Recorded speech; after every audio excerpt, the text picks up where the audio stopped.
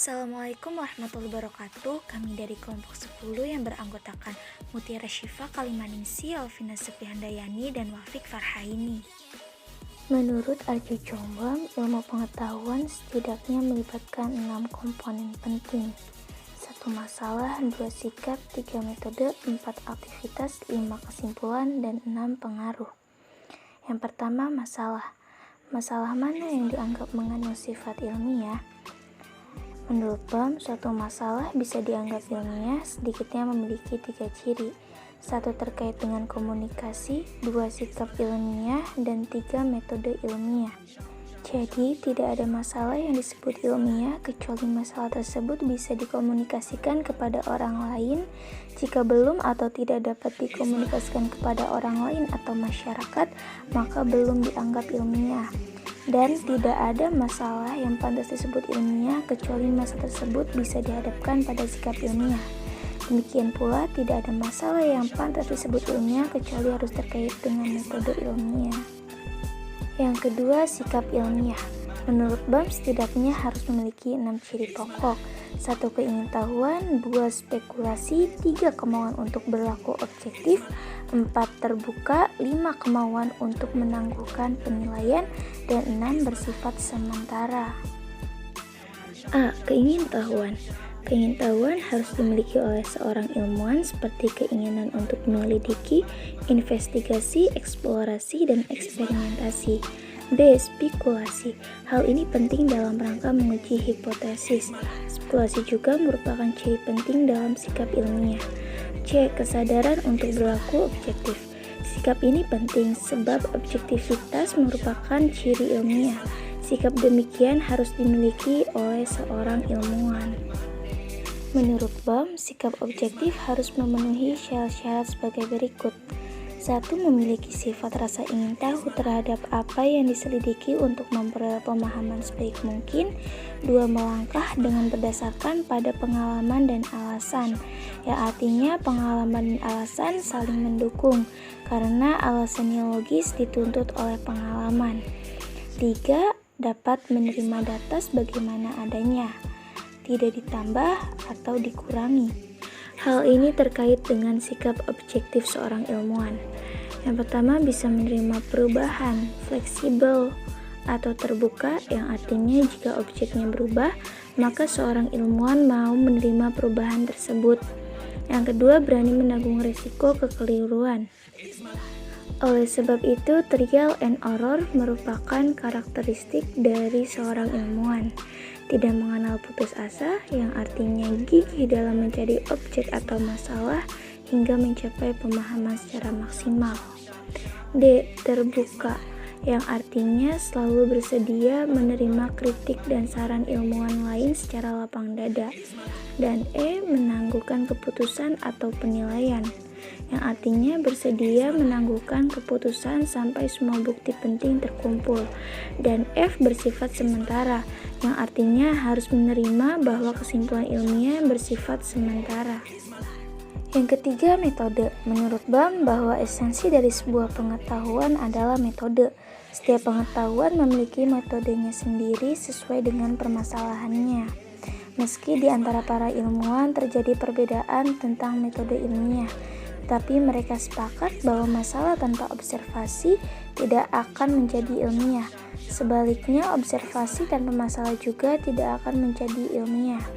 Menurutnya bahwa ilmu pengetahuan adalah aktivitas menyelesaikan masalah dan melihat metode ilmiah sebagai sesuatu yang memiliki karakteristik yang esensial bagi penyelesaian masalah. Di sini ada 5 langkah esensial dan ideal menurut Bam dalam menerapkan metode ilmiah yang harus dipahami oleh seorang peneliti atau ilmuwan, yaitu memahami masalah, menguji masalah, menyiapkan solusi, menguji hipotesis, dan memecahkan masalah. Yang keempat ada aktivitas. Aktivitas dimaksud adalah penelitian ilmiah yang memiliki 2 aspek, individual dan sosial. Aktivitas penelitian ilmiah meliputi observasi, membuat hipotesis, menguji observasi dan hipotesis dengan cermat dan terkontrol. Yang kelima ada kesimpulan. Kesimpulan merupakan penilaian akhir dari suatu sikap, metode, dan aktivitas. Kesimpulan ilmiah tidak pasti tetapi bersifat sementara dan tidak dogmatis. Bahkan jika kesimpulan dianggap dogmatis, maka akan mengurangi sifat dasar dari ilmu pengetahuan tersebut. Pada dasarnya, ilmu pengetahuan itu bersifat tidak stabil. Setiap generasi berhak untuk menginterpretasikan kembali tradisi ilmu pengetahuan itu. Yang keenam, pengaruh. Ilmu pengetahuan memiliki dua pengaruh, yaitu satu pengaruh terhadap teknologi dan industri, dua pengaruh pada peradaban manusia. Industrialisasi yang berkembang dengan pesat merupakan produk dari ilmu pengetahuan yang mempunyai dampak besar terhadap perkembangan ilmu sehingga nampak seperti yang terjadi dalam perubahan sifat ilmu itu sendiri. Proses industrialisasi tidak akan dapat diputar ulang yang akhirnya ilmu pengetahuan itu sendiri mengalami proses terindustrialisasi. Ilmu pengetahuan yang terindustrialisasi ini menjadi bagian utama dari penggerak ilmu pengetahuan dan menjadi sebuah sumber bidang penelitian yang memiliki prestise tinggi. Ilmu pengetahuan dengan produk teknologinya juga memiliki dampak negatif. Misalnya dipergunakannya senjata nuklir sebagai alat pemusnah massal di Hiroshima pada Perang Dunia II yang termasuk pengeboman Irak oleh Amerika dan sekutunya sekarang ini.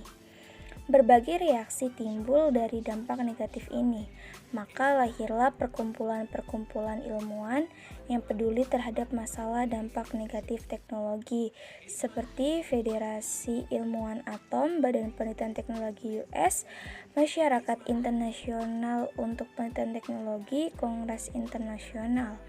Menurut BAM, bahwa seseorang yang memiliki perhatian pada permasalahan ilmiah bisa disebut sebagai ilmuwan, karena sikap ilmiah merupakan bagian dari seorang ilmuwan. Seseorang yang berhasil mengungkap permasalahan dengan menggunakan metode tertentu, meski tidak paham banyak mengenai sifat ilmu, bisa disebut sebagai ilmuwan. Demikian pula, seseorang yang mengamati kesimpulan dari seorang ilmuwan dan memiliki concern dalam mengikuti perkembangan ilmu pengetahuan juga bisa dikatakan telah memiliki aspek ilmiah dalam dirinya. Ada beberapa pendekatan yang digunakan dalam belajar filsafat ilmu. Beberapa pendekatan tersebut yaitu ontologi, epistemologi, dan aksiologi. Ketiga pendekatan ini saling terkait satu sama lain dan juga menjelaskan keseluruhan suatu ilmu itu bisa didapatkan. Yang pertama, ontologi atau dalam istilah asingnya lebih dikenal dengan ontologi. Ontologi ini adalah pendekatan yang membahas konsep-konsep yang menyangkut konsep-konsep substansi, proses, waktu, ruang, kausalitas, hubungan budi dan materi, serta status dari entitas-entitas teoritis. Secara singkat dapat menggambarkan bahwa ontologi lebih mengedepankan suatu pembahasan tentang keadaan ilmu itu sendiri dan kenyataan dari ilmu itu yang sesungguhnya. Pendekatan yang kedua yaitu epistemologi. Epistemologi secara etimologi berasal dari bahasa Yunani, yaitu episteme yang artinya pengetahuan dan logos yang artinya teori. Sehingga epistemologi dapat diartikan sebagai teori pengetahuan yang maksudnya adalah bagaimana proses pengetahuan itu didapatkan meliputi metode, kritik, logika pemikiran, dan teori-teori secara keseluruhan. Dan yang ketiga yaitu aksiologi.